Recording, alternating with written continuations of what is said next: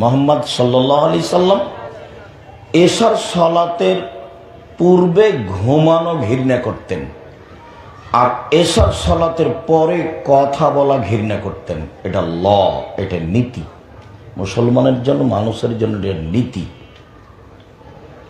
আল্লাহর নবী এশার সালাতের পূর্বে ঘুমিয়ে যাওয়াকে ঘৃণা করতেন। আল্লাহর নবী এশার সালাতের পরে কথা বলাকে ঘৃণা করতেন।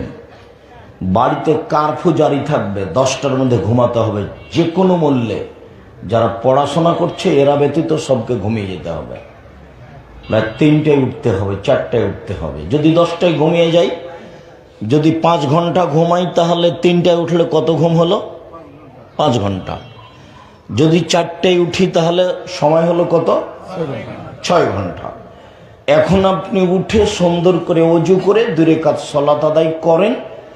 আল্লাহ আপনার সাথে কথা বলার জন্য 7ম আকাশ থেকে 1ম আকাশে নেমে এসেছেন, শুধু খালি আপনার সাথে কথা বলার জন্য।